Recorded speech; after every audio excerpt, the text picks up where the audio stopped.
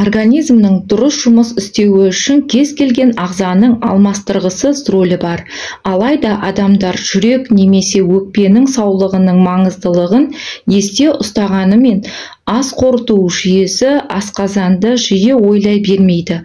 Организмдегі маңызды ағзалардың бірі бауырдың саулығын қалай сақтаймыз? Адамның бауыры өзін тазартатын жалғыз ағза. Ол 30-ға жуық биохимиялық функцияларды орындайды. Десе де, адамдардың күшімен тазалауды қажет ететін кездерде болады. Бәріңізге сәлем. Бұл пайдалы кеңес арнасы. Бүгінгі видеода бауыр неге шлакқа толады? Шлакқа толғанын қалай емдейміз? Бауырды қалай тазалауға болады деген сұрақтарға толыққанды өте пайдалы, сіз естімеген ақпараттармен бөлісемін. Бұл видеоны соңына дейін қараңыз, сізге пайдалы болатынына сенімдімін. Алдағы уақытта менің видеоларымды жіберіп алмас үшін маған тіркеліп, подписация кнопкасын басып, сізге бұл видео ұнаса, лайк батырмасын басып кетуіңізді сұраймын. Сіз үшін болмашы ғана әрекет мені шабыттандырады. Бауыр организмге қауіпті заттарды залалсыздандыратын сүзгі десек те болады. Сау организмге бауыр үнемі әрі тиімді түрде тазалап отырады. Бауыр өт бөліп шығарады.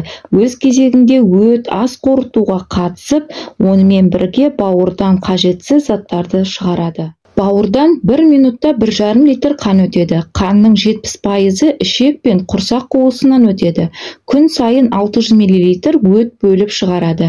Токсиндер мен зат алмасу өнімдері жиналып қалған жағдайда бауыр жасушаларын тікелей немесе қабыну арқылы зақымдалуы мүмкін. Бауырдың ең қауіпті жауы алкогольді ішімдік. Оның құрамындағы этил спирті ақуыздарды синтезіне, көмірсулардың өзгеруіне және эндогенді компоненттердің жойылуына жауап беретін дене жасушаларын бұзады. Осыған байланысты бауырда созылмалы қабыну пайда болады. Кей жағдайда улану мен дәрі-дәрмектердің әсерінен де бауыр ауырады. Дұрыс емес тамақтану да әсер етеді. Сіз шамадан артық тамақтансаңыз, майлы және тәтті тағамдарды жесеңіз, қарныңызды фастфудпен тойдырсаңыз, онда бауырға салмақ түседі. Отырықшы өмір салты да бауырыңыздың жұмысын бұзатынын біле жүріңіз. Яғни тамақтанып болғаннан кейін бір орында отыру немесе жатуға болмайды. Бауырыңыздың шлакқа толғанын қалай білеміз? Теріде проблемалар болса, жүрек айныса, қыжыл немесе кекіру мазаласа, іш қатса, ауызға ащы дәм келсе, онда сізге бауырыңызды тазалауға тура келеді. Бауырды тазалау үшін дәрігерлер дәрі-дәрмек тағайындайды, арнайы диета ұсынады. Ал егер үй жағдайында бауырды шлактан, токсиннен тазалауды таңдасаңыз, онда мына кеңестерді орындаңыз. Бауырды шлактан тазалаудың ең бірінші тәсілі дұрыс тамақтану. Тамақтану мәзіріңізді қайта жасауға тура келеді. Себебі тізімдегі қуырылған, тұзды, ащы және ысталған тағамдарды, консервілерді, күшті ет сорпаларын сызып тастаңыз. Оның орнына көкөністер мен жемістер, қышқыл сүт өнімдерімен байытыңыз. Бұл тағамдар өттің ағуын жақсартады. Аптасына 2-3 рет зәйтүн майын қолданып, лосось және сардина сияқты майлы балық жеуді ұмытпаңыз. Күн сайын шикі жаңғақ, шикі бадам және кейбір дәндерді тұтыныңыз. Қажет жағдайда омега-3 қоспаларын қабылдау бауыр майларындағы холестерин деңгейін төмендетуі мүмкін. Жаттығуларды жүйелі түрде жасау керек. Күн сайын кемінде 30 минут бойы жасалынатын спорт және жаттығулар қан айналымын арттырады, инсулинге төзімділікті және іште жиналған май массаларын азайтады.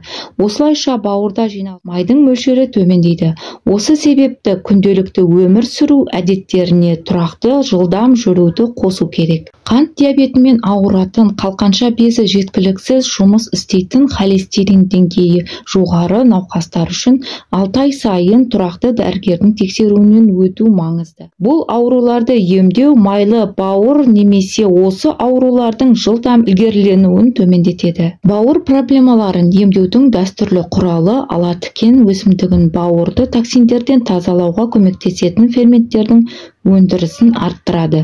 Көптеген зерттеулерді ала тікеннің бауыр ферменттерін төмендетуге көмектесетінін көрсетті. Есіңізге саламыз, шөптің кез келген түрін қабылдауды бастамас бұрын, сіз дәрігеріңізбен қосымша препараттарыңыздың қауіпсіз қабылдау және дәрі-дәрмектеріңізбен өзара ықпалдасуы туралы сөйлесуіңіз керек. Антиоксидант С және Е дәрумендерін қолданыңыз. Екеуі де антиоксидант болған Е және С дәрумендері бауырдың денсаулығын жақсартуға көмектеседі. Бауырды тазалату үшін сұйықтықты жеткілікті мөлшерде ішу керек.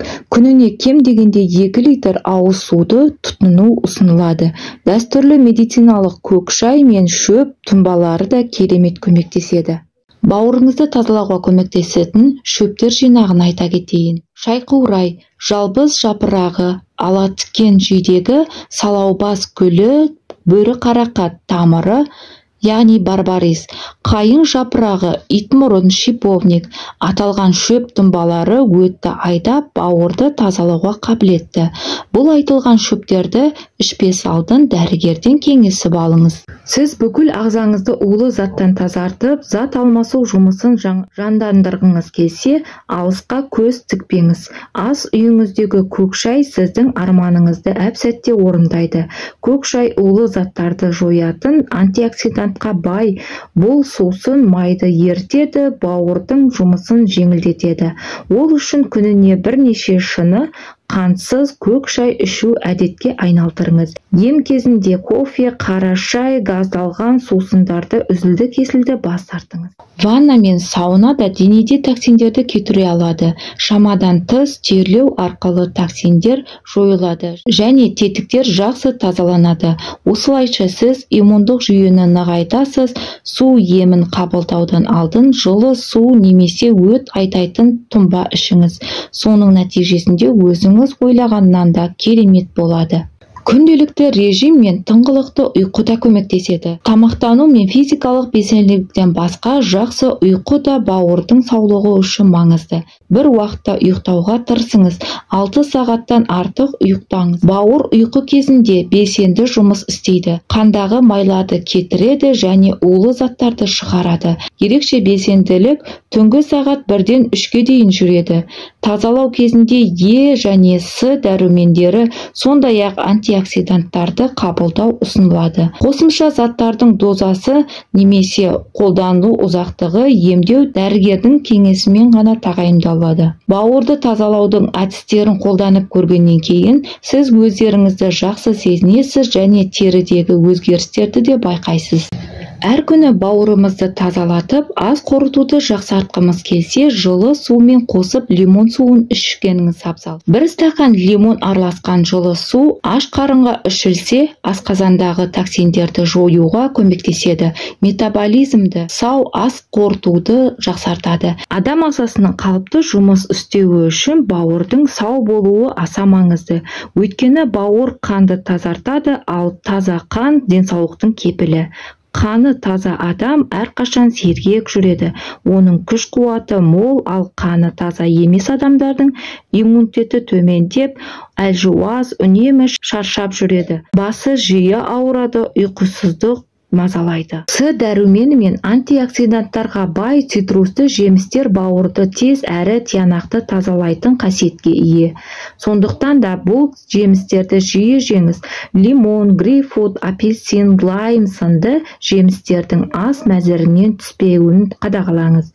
Дүкенде дайын шырындарды алмаңыз. Оның орнына өзіңіз үйде арнайы аппараттардың көмегімен ұнатқан жемісіңіздің шырынын дайындаңыз. Ең тиімді әрі пайдалы лимон шырыны екенін ескеріңіз. Дәрігерлер түрлі диетадан бас тартуға кеңес береді. Диета тіпті жағдайды ушықтырып жіберуі мүмкін. Қолыңыздан келсе, көмірсуларға бай тағамдарды жеп ішуге, қантсыз, тұзды көп мөлшерде қолданбауға тырысыңыз. Бауырға пайдалы шайдың бірі түймедақ. Түймедақ өте пайдалы өсімдіктердің бірі, себебі оның гүлінде адам ағзасына оң әсер ететін эфир майы бар. Сонымен қатар өсімдіктің құрамындағы флавоноидтар бактерияларды жойып, аурудың асқынуына қарсы тұрады. Құрамындағы пайдалы майлы қышқылдар зат алмасуды реттеп, тәбетті ашады, ағзаға зиянды токсиндер мен шлактарды бөліп шығарады. Бұл ем-домдар бауырдың май басу мен токсиндерді тазалау жолдары. Ал бауыр ауруларының созылмалы түрлері, гепатит және вирустық ауруларды дәрігерлердің көмегінсіз емдеуге болмайтындығын ескерткім келеді. Ауырмаңыздар, ем болсын. Менің айтқан кеңестерім сіздерге пайдалы болды деген сенімдемін. Егер сіздерге мен кеңесім пайдалы болып ұнаса, маған лайк басып тіркеліп кетулеріңізді сұраймын.